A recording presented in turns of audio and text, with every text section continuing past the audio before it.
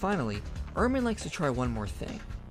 If we are willing to say Jesus rose from the dead, based on the evidence we have, we also have to conclude other miracles in other religions have happened as well, based on the same testimony of witnesses. This is an attempt at a reductio ad absurdum, by saying if the resurrection is true, then other miracle claims also have to be true. However, this fails for several reasons. First, Christians are not outright going to reject reports of other miracles, even from other religions. Remember, we believe there are other powers at work, some good and some evil. So if other miraculous events happen, they will cohere just fine with our worldview.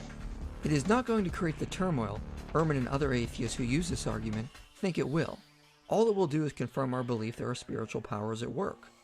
Second, even though there are good reasons for holding to the historicity of Jesus' resurrection, that doesn't somehow transfer credibility to other supposed miracle workers in other religions. Miracle claims are judged on a case-by-case basis, based on what evidence each claim has specific to it. Just because we grant one miracle happen, that doesn't open the floodgate. In the same way, just because some people from the Middle East are Muslims, that doesn't mean they all are. Third, many of these other miracle claims do not have nearly the amount of evidence the resurrection has, as Anthony Flew even admitted. Nothing comes close, and many of these supposed miracles have been addressed. Tim McGrew addresses several miracles Hume tried to bring up, and Mike Licona knocks down several of Ehrman's biggest examples. So many of these additional miracles can be found to be lacking in evidence, and even have contrary evidence to counteract them. Fourth and most importantly, any skeptic who tries to refute the resurrection with a reductio ad absurdum only ends up shooting themselves in the foot, because they are essentially arguing miracles can and have happened, and thus are defeating naturalism for us.